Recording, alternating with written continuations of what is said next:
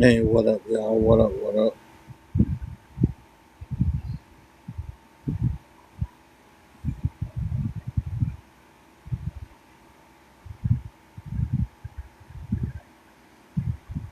I got something here from any lease. Um, this case I'm getting ready to talk about is it's about, unfortunately, um a dad who allegedly was doing inappropriate stuff with his daughter. Allegedly he was caught by his son and murdered the son to cover it up. This one is going to be a tough one, so buckle up. For allegedly plotting to kill her ex-husband. My friend truck backed over him and they drove over him and dragged him into the ditch and it's on top of it. It is very reasonable for him to be responsible for the death of my brother. There's a judge here in juvenile court in Williamson County that Grant told him, I'm afraid my dad's going to kill me. Al was on the floor, my jaw was on the floor, I was beyond shock. There are certain fears that never leave you as a parent. The fear that somebody could potentially hurt your child or manipulate them, take advantage of them, or worse, the ultimate fear, take your child away from you entirely. And that's exactly why today's case is just so disturbing. Because at the center of it, it's a father who is accused of doing the absolute unthinkable to his own children. And I'm talking allegations so horrifying that they instantly divide people into two separate camps. Camp 1.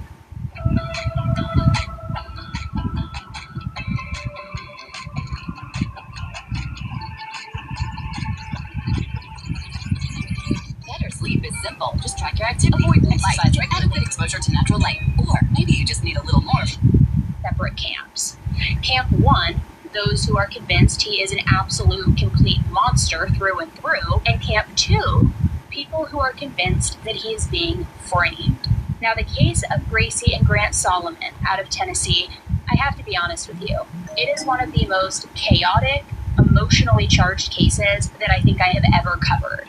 Because according to the children's mother, Angie, her ex-husband, Aaron, sexually assaulted their daughter, Gracie, and may have even murdered their son, Grant, to cover it up. Because Grant found out he knew too much. But according to Aaron, he says, no, you've got it all wrong. None of that is true. In fact, he says that the mother, Angie, is the real danger in all of this. And guys, when we first covered this case together back in 2023, it seemed pretty clear who the victim was. The allegations against Aaron were absolutely devastating. We're talking incest, sexual assault, murder. And a lot of people believed that he was just this monster hiding in plain sight. Well, he had this position of power and he knew politicians and all of these, higher officials protected him. However, since then, this case has completely unraveled because now there are a lot of people questioning whether Angie, the mother, manipulated that entire narrative from the very beginning. And even more shocking, wondering and questioning whether she may have been plotting something far darker herself. So today we are going to reopen the case together. We're going to go back through the original investigation, break down all the major developments, everything new that has come out since 2023, the major insane twists that have people questioning everything that they thought they knew, and I will be sharing my new perspectives along the way, things that have changed my mind since we first talked about this case together. Because the truth is, in this case, the truth depends entirely on who you believe. Now, because this is such a contentious case, I do want to be very clear that everything discussed in this episode is alleged and my opinion only. Anything I share is solely based on my own research, my own opinions, or court documents that I have sourced. Aaron, the father, has never been charged with a crime, and both Aaron and Angie are innocent until proven guilty. Also, really quick, just a little housekeeping, another fair warning, since we will be revisiting parts of my original 2023 coverage, parts of the audio No. May change. You may hear it go, a little bit differently because I've changed mics, I've changed equipment over the years. The goal is to bring it all together to give you one big comprehensive overview of the case, but you may hear the audio, sounding a little bit different. But with all of that being said, my name is Annie Elise. Today we are reopening the case of Gracie and Grant Solomon, and let's get into it.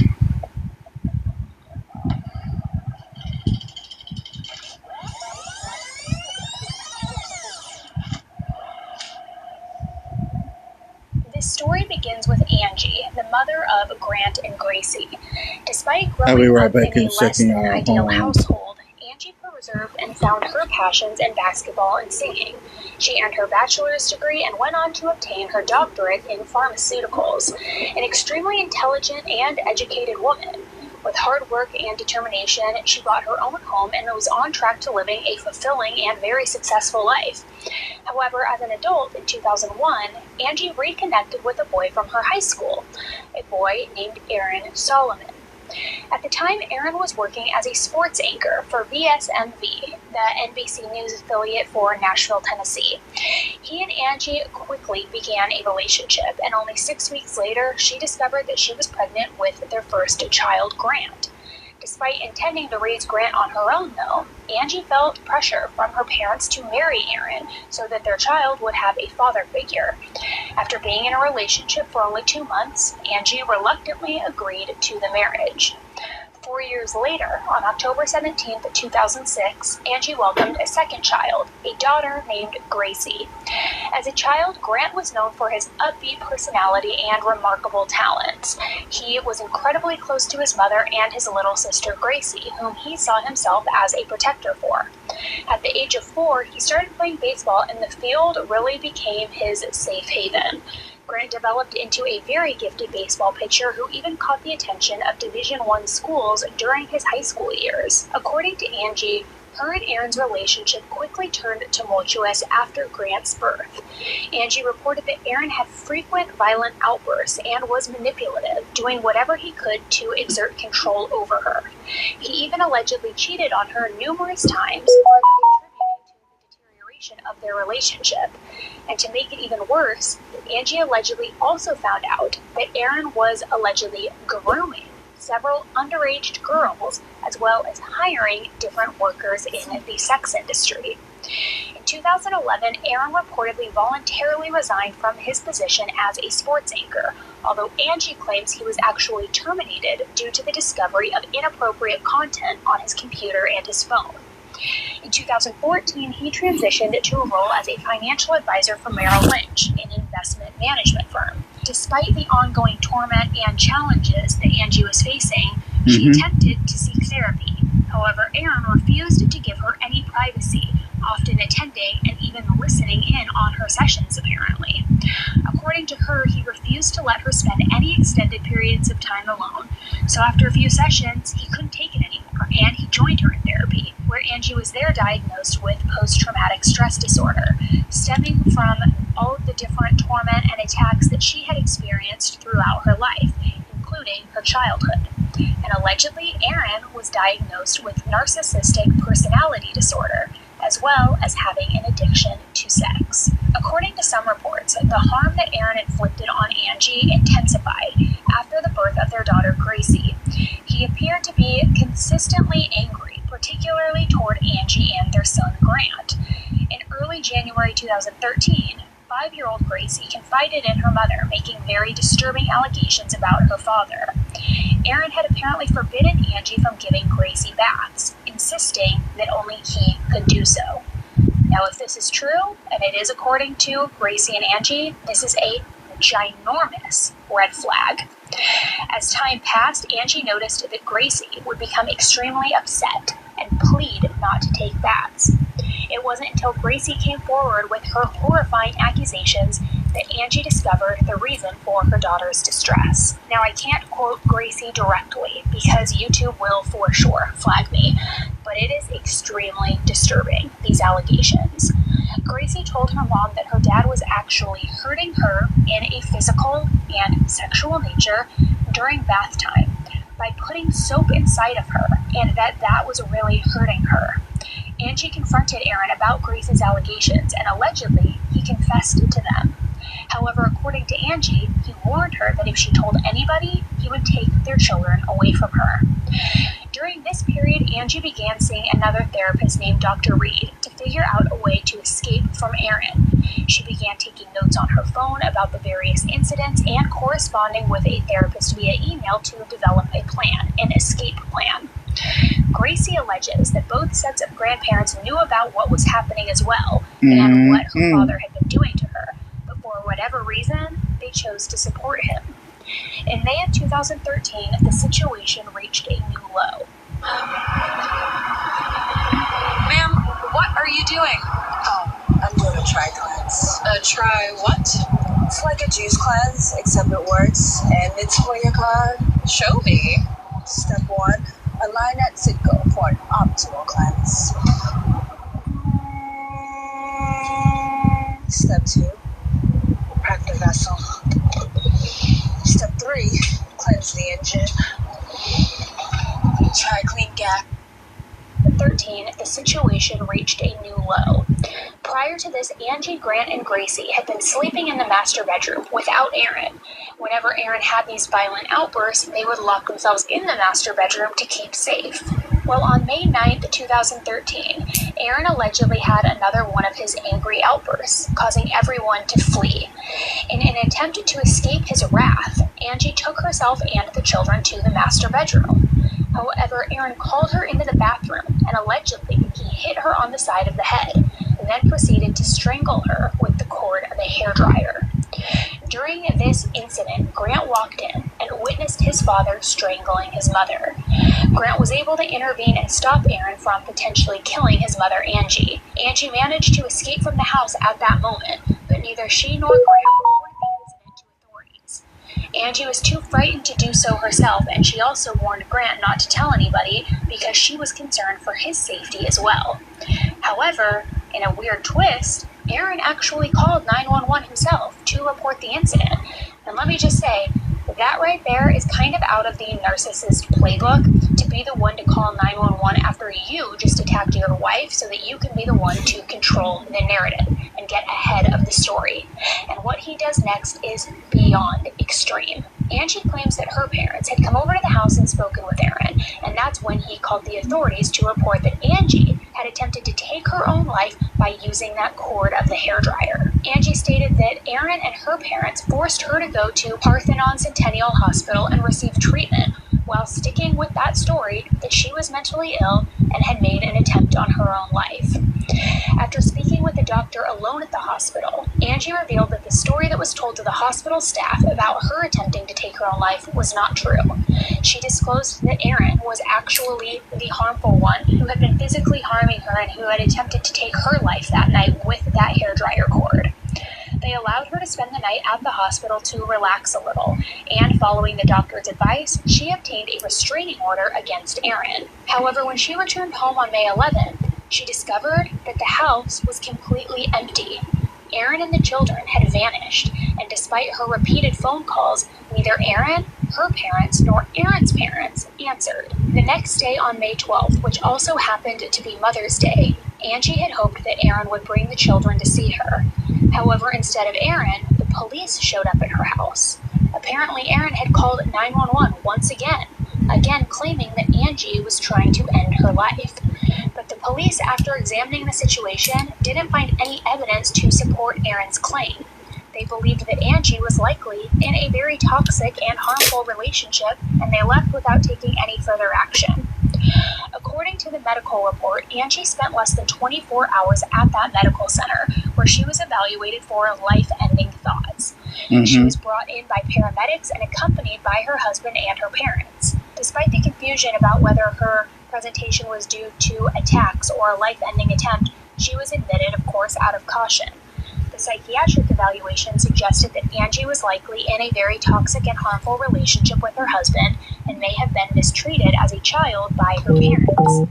According to the medical chart, Dr. Michael Murphy, the admitting physician, spoke with Angie's psychiatrist, who revealed that the plan was for her to leave the house and file for a divorce. The chart indicated that Angie did not display any signs of depression, nor did she express any thoughts about ending her own life. Additionally, her chart showed that her outpatient psychiatrist confirmed that she had not attempted to end her life in the past. Dr. Murphy also noted that there was no evidence that Angie had attempted to use that cord on herself, and he did not believe that she was in an acute state of mind that would lead to ending her own life. She was diagnosed with major depression in remission and was given a global assessment of functioning score of 65. It was noted in the discharge summary that she was in a risky situation with her possibly violent husband, and that her parents were unreliable sources of information. However, Angie was cooperative and calm during that entire assessment and admission process. The summary also indicated that there were no changes to her outpatient medication schedule, and there was no concern for life-ending ideations or harm to herself or others. Therefore, it was concluded that Angie was not a danger to herself or others. So after obtaining a restraining order against Aaron, Angie anxiously awaited news of her children's whereabouts. Despite repeatedly reaching out to the police, they appeared unwilling to take action. Meanwhile, Aaron had filed for divorce and obtained an order of protection against Angie for himself and their children, who he was granted full custody of. Over the next several months, Angie fought relentlessly to regain custody of her children, while Gracie and Grant remained with their father. Gracie revealed that neither she nor her brother wanted to live with their father Aaron due to his strict and physically harmful behavior. He imposed strict dietary restrictions, allowing only meat and vegetables while completely prohibiting sugar. According to a friend of Grant's, he lost 25 pounds and appeared noticeably frail and skinny during the first year that he lived with his father. One incident allegedly involved Grant attempting to escape by jumping out of a moving car, but his father Aaron grabbed him by the wrist so hard that Grant thought it was broken. Gracie also noticed years later that Grant would often hold his wrist, suggesting that he may have suffered an injury from the incident. On June 21st, 2013, as things are beginning to escalate, the divorce hearing took place before Judge Philip E. Smith, with Aaron represented by two attorneys, David Scott and Michael Parsley, and Anna was represented by Jody Abernathy. During the hearing, Aaron used Angie's father and sister to testify against her, but medical experts who examined Angie testified in her favor. They presented evidence indicating that she was not thinking about ending her own life and did not attempt to ever harm herself.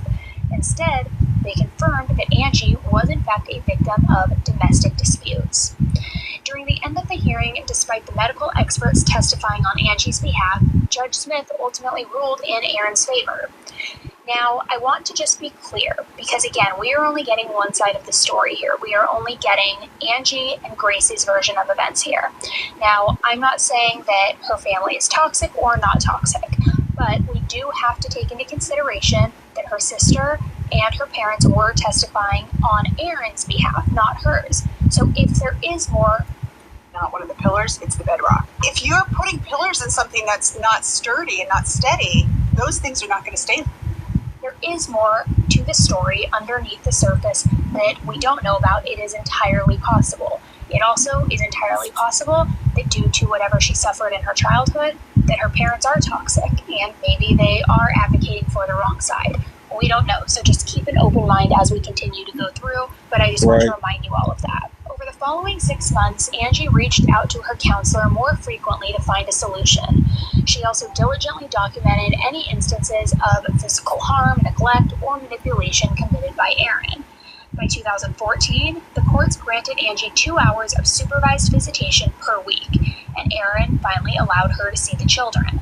However, during her visits, Angie observed that her children were not doing well, not at all.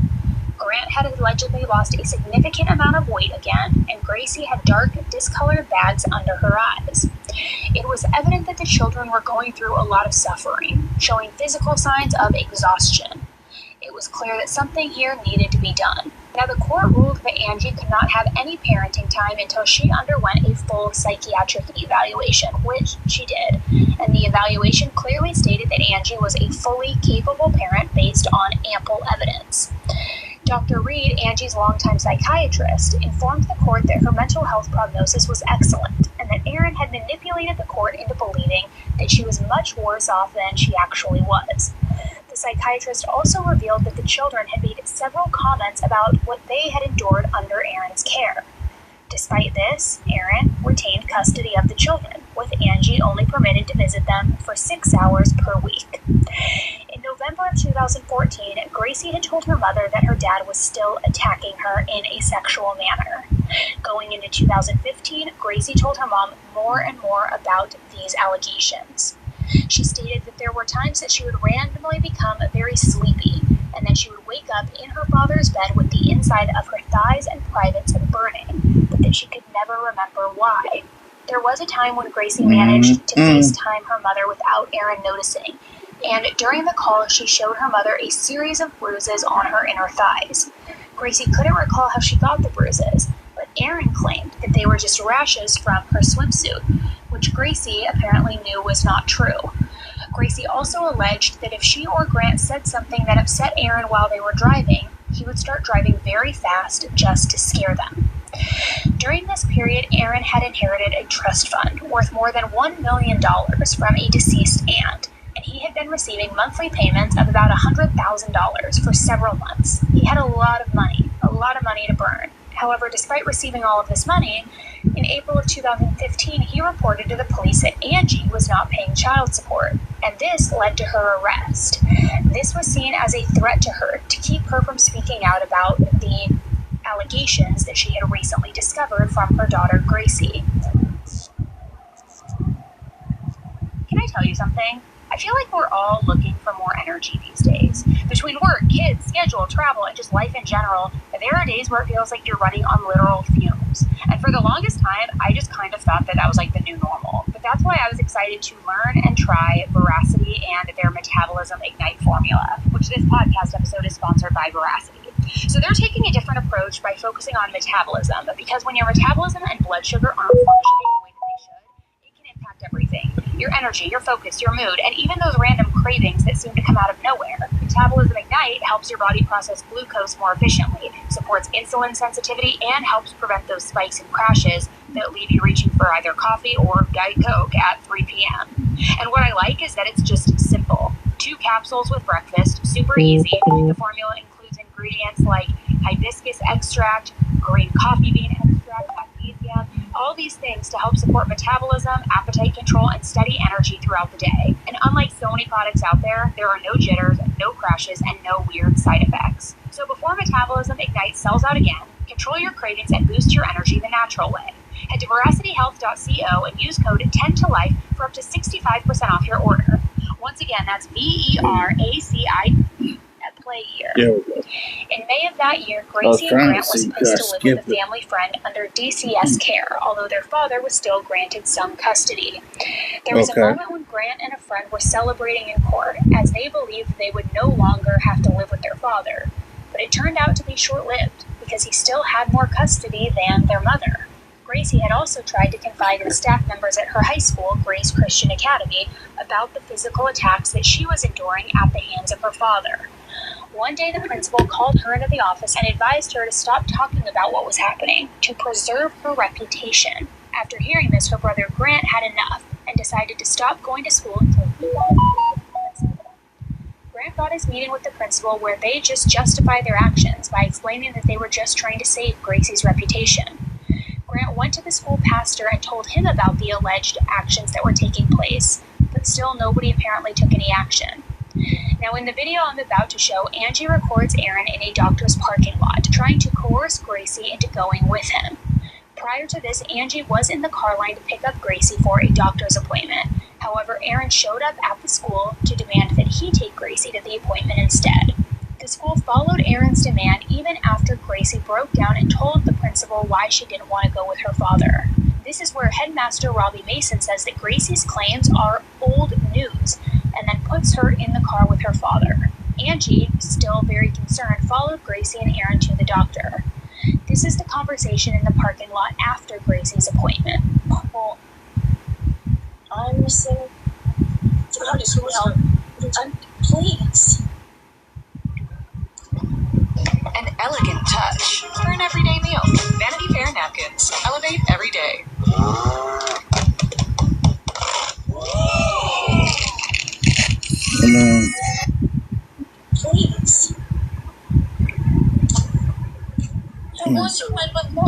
right? So then after the party, you go to Grant's Mississippi. I don't want to go to Mississippi, please. I just want to. Okay, Gracie, you're coming to me eventually.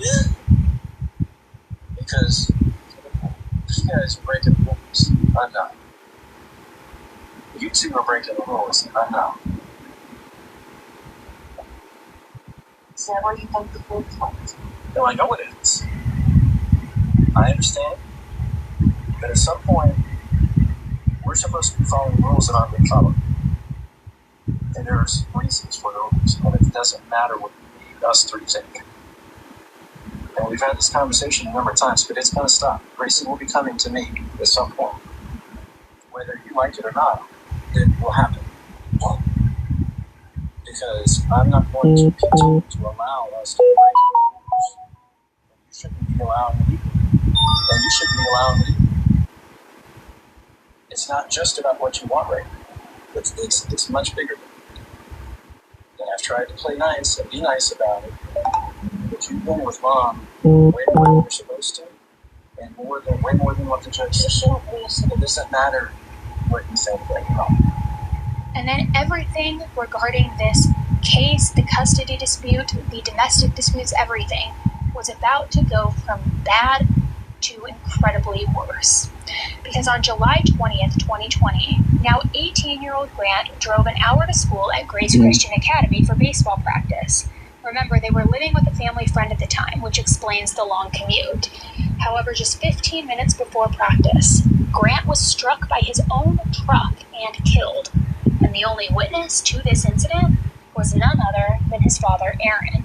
On the same day, around 8:44 a.m., Aaron called 911 from the parking lot to report an incident.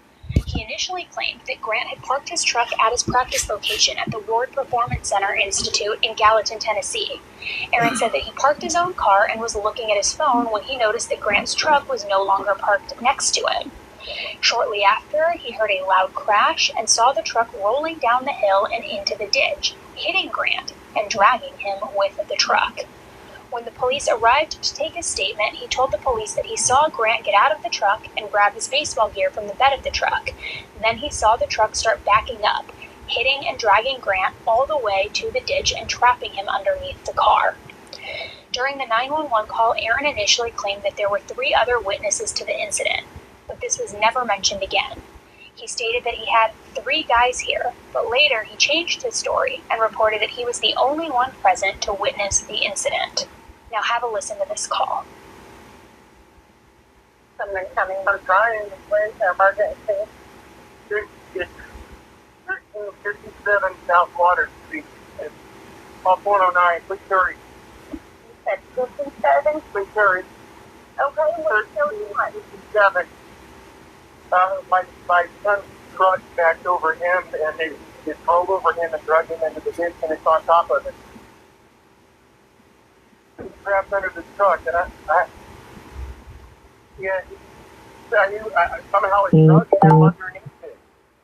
Yes, my son is under it. I'm trying to call 911. Okay, what's your name? Oh my goodness. My name's Aaron Solomon. And you said, oh my God, 1357 South Water Avenue, right? Yes. Oh.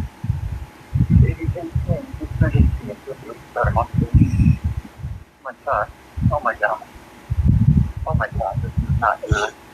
Oh, please hurry. I don't think so. He's not alert, right? No, he's out. And he's trapped. I got 3 guys here, and he's trapped under the truck. Okay. Oh my God. I'm just saying, sir, stay on the phone with me while we get somebody out there. What's your name? Aaron Solomon. And what kind of vehicle is it? It's a Toyota Tacoma, and the vehicle it's underneath the vehicle. Okay, I got that. What color is it? It's a white truck. That's my son. Somehow it's backed up. Yeah. Yeah, I'm on with 911 right now. Oh my God.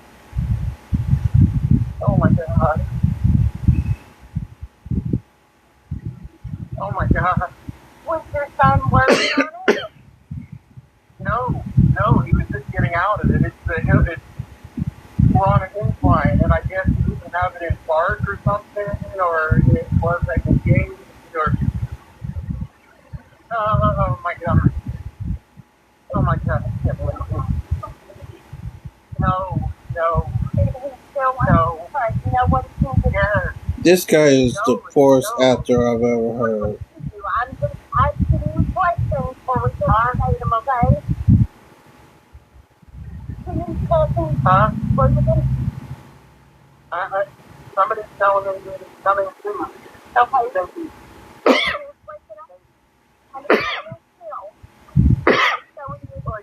He can't move. I don't think he can move. I'm still. Okay, No, he can't move. He's trapped. okay, well, we've had somebody in round. Now, what do you want? I'm telling him, man. Somebody, I'm telling him. wait.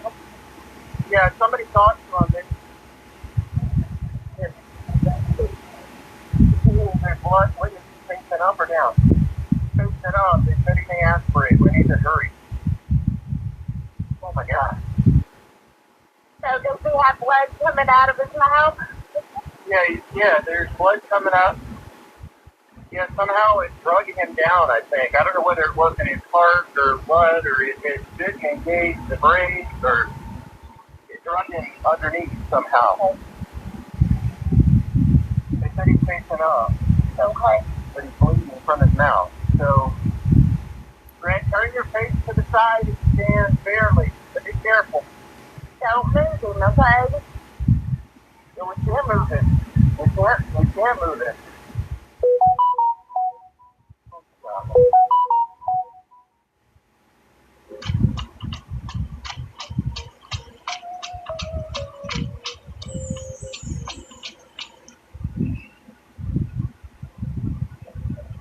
All right, so there, I'm gonna let you know, okay? Now, in my opinion, Aaron sounds remarkably calm in this 911 call. Despite repeatedly stating that Grant is trapped, he doesn't appear to have checked whether he is actually stuck under the truck. Someone who arrived on the scene afterwards observed that Aaron was standing on top of a hill, pacing back and forth while on the phone with the dispatcher. This witness also noted that Aaron never went over the truck to check on Grant or attempt to rescue him, which seems very strange considering the circumstances. One would expect a parent to rush to their child's aid in such a situation.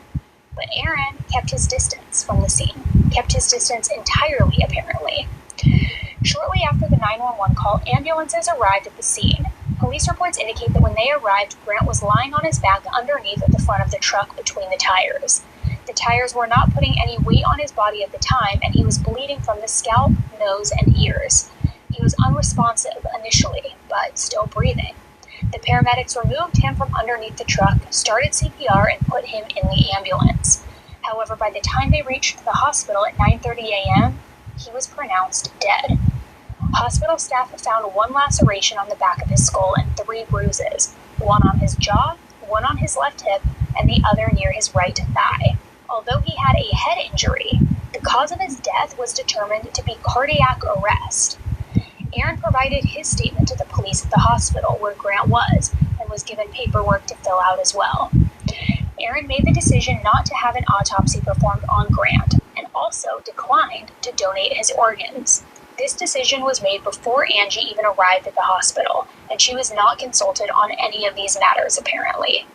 Angie expressed frustration with this decision, as she believed an autopsy could have provided valuable information and that Grant's organs could have been used to save other lives.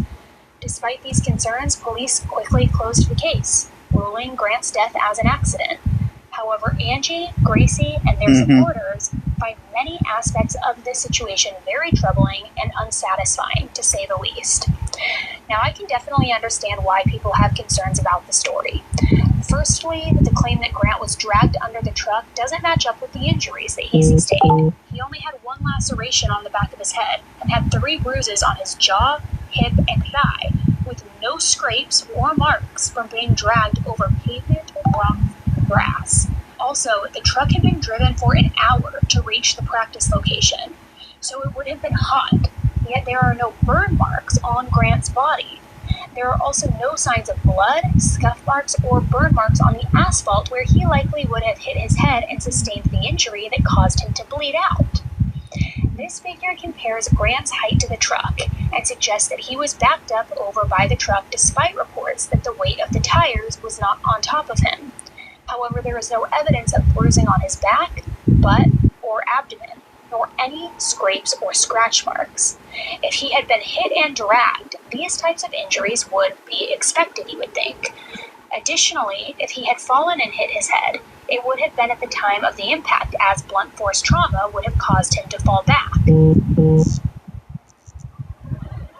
Have you ever spent 20 minutes doing your makeup in the morning, only to look in the mirror at the end of the day and feel like somehow you look worse than when you started?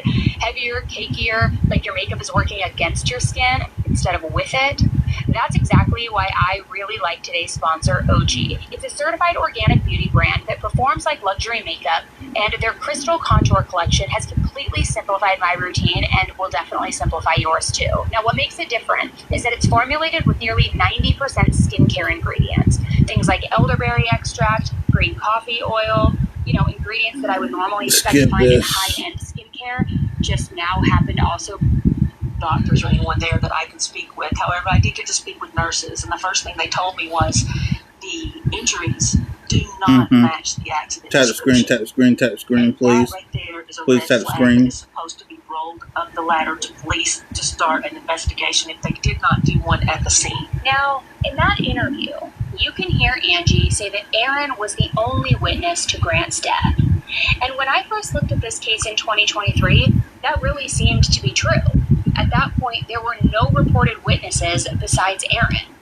However, since then, a small newspaper in Tennessee had published a report claiming that there were actually 2 additional witnesses. But according to the former Tennessee Attorney General, these 2 witnesses didn't come forward for more than 5 years. And the reasoning was because they said they had been working out of state. They apparently didn't realize that their testimony could be useful, but they were coming forward now. Which I want to just play devil's advocate here for a moment. It does feel a little bit odd to me. I mean, if you witness a freak accident, especially one involving an 18-year-old kid, which I get it, technically an adult, but a kid basically, you might think to actually give at least a statement to the police about what you saw, right? But apparently, that's not what happened here. According to the Attorney General, the 2 men were driving on the highway when they just so happened to see Grant's truck barreling backward through the parking lot.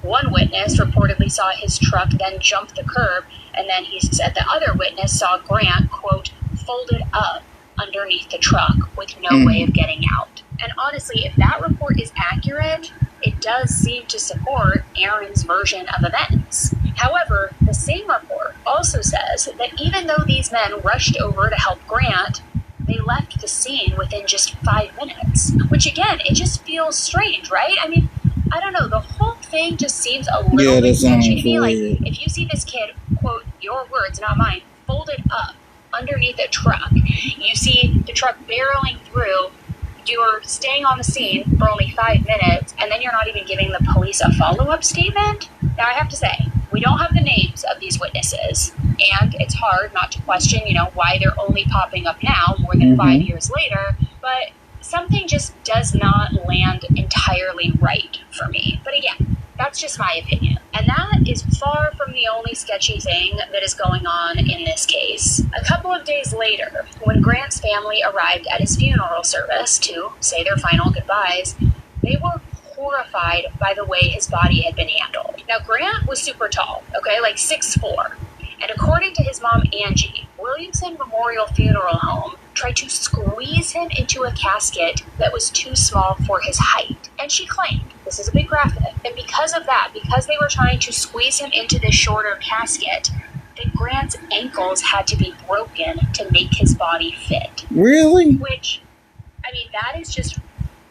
These people were so cheap that they could not get him a proper size casket.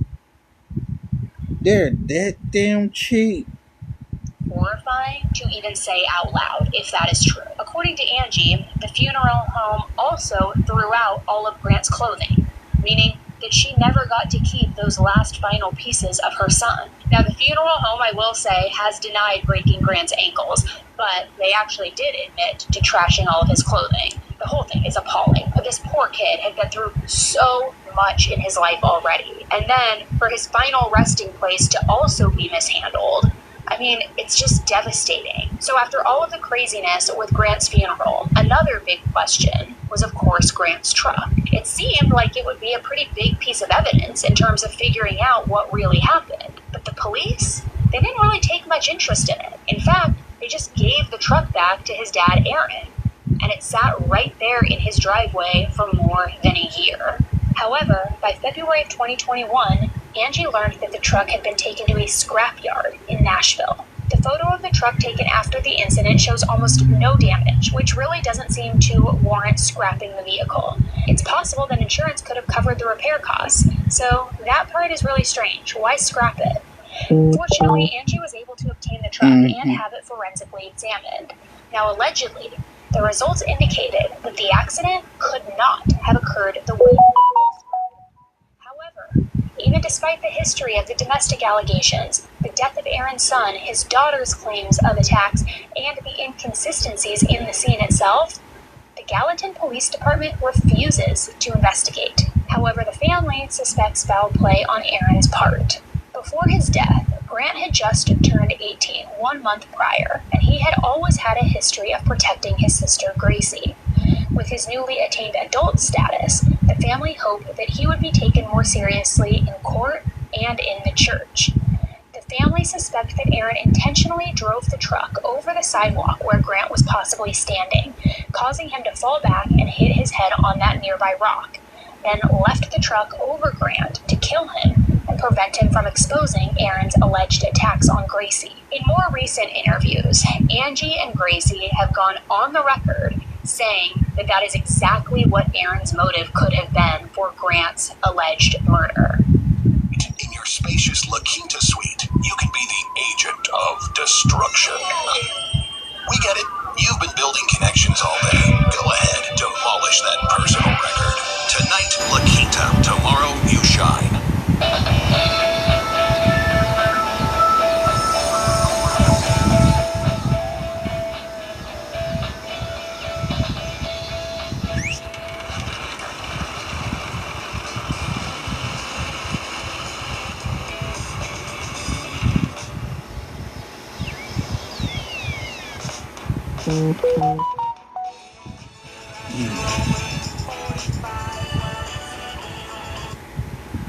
Exactly what Aaron's motive could have been for Grant's alleged murder.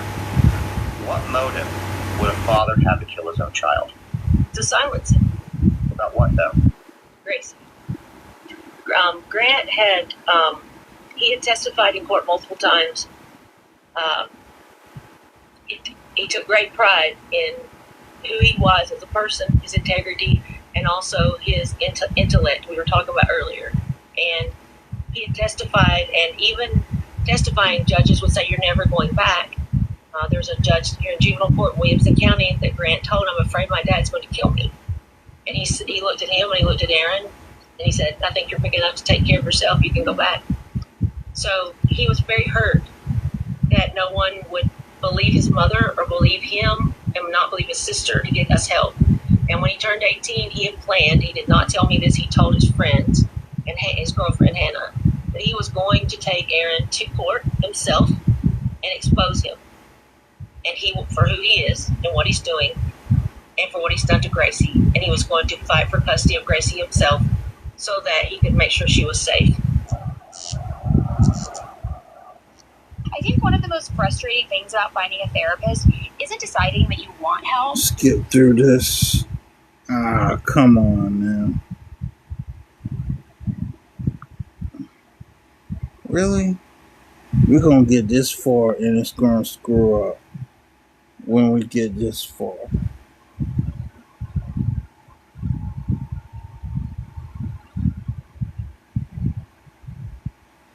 Oh boy, hold on. Hold on. Yeah, 90. Hold on, y'all. Come on.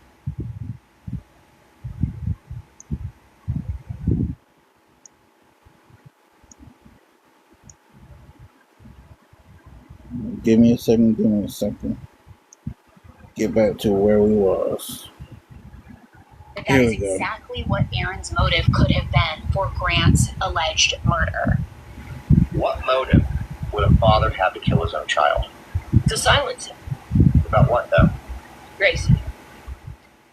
Grant had he had testified in court multiple times. He took great pride in who he was as a person, his integrity, and also his intellect we were talking about earlier. And he had testified, and even testifying judges would say, "You're never going back." There's a judge here in juvenile court in Williamson County that Grant told, "I'm afraid my dad's going to kill me." And he looked at him and he looked at Aaron, and he said, "I think you're big enough to take care of yourself. You can go back." So he was very hurt that no one would believe his mother or believe him and not believe his sister to get us help. And when he turned 18, he had planned, he did not tell me this, he told his friends and his girlfriend Hannah that he was going to take Aaron to court himself and expose him. And for who he is and what he's doing and for what he's done to Gracie. And he was going to fight for custody of Gracie himself so that he could make sure she was safe. I think one of the most frustrating things about finding a therapist isn't deciding that you want help, but it's everything that comes after. Trying to figure out who's accepting new patients, who takes insurance, whether they're actually the right fit for what you're dealing with. And it can feel overwhelming before you have even scheduled your first appointment. That's why I wanted to tell you about Rula. Rula is a healthcare company that helps people find quality in-network therapists and mental health professionals who are covered by insurance. They partner with over 100 insurance plans, and the average copay for Rula patients is just $15 per session. Now, what I appreciate is that they take your preferences, goals, and needs into account, helping you find therapists who are aligned with what you're looking for, rather than just showing you whoever happens to be available. With a network of more than 15,000 therapists and psychiatrists nationwide, appointments can be available as soon as tomorrow. They support everything from therapy to medication management. Thousands of people are already using Rula to get affordable, high-quality therapy that's actually covered by insurance. So visit Rula.com/10to-life to get started. That's RULA.com/10to-life. You deserve mental health care that works with you, not against your budget. And one more time, because I know a lot of you will ask me later, Rula.com/10to-life. That's RULA.com/10to-life. On May 12th, 2021, Gracie, who was 14 years old at the time, made a brave decision to expose the secrets. Not again. Not again.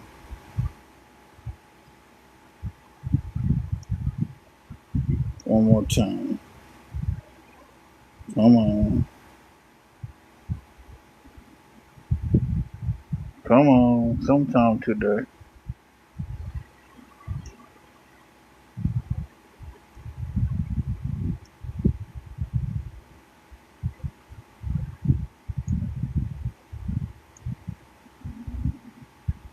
Extra absorbent, even for your messiest meals. Vanity Fair napkins. Elevate every day. Ding dong, it's Realtor.com time.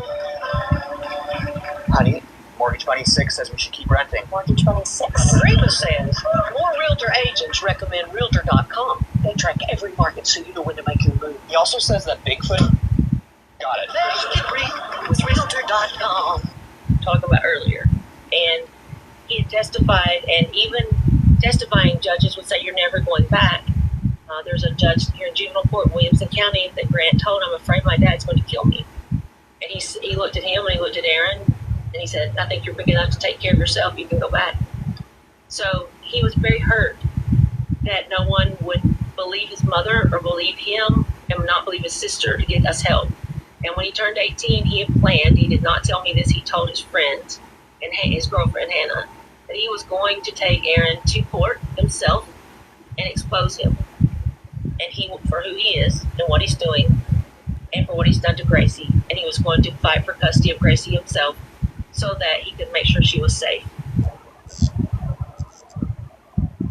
I think one of the most frustrating things about finding a therapist isn't deciding that you want help, but it's everything that comes after. Trying to figure out who's accepting new patients, who takes insurance, whether they're actually the right fit for what you're dealing with. And it can feel overwhelming before you have even scheduled your first appointment. That's why I wanted to tell you about Rula. Rula is a healthcare company that helps people find quality in-network therapists, and Angie was arrested instead. And just a couple of weeks later, Angie had a court appearance where even more shocking details came out. We were discussing what she wanted done, and in that portion of the audio, she said that she wanted him under the ground or in the ground.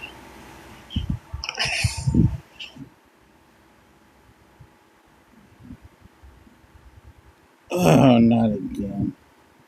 You know what? I'm just going to end this. Bye, y'all.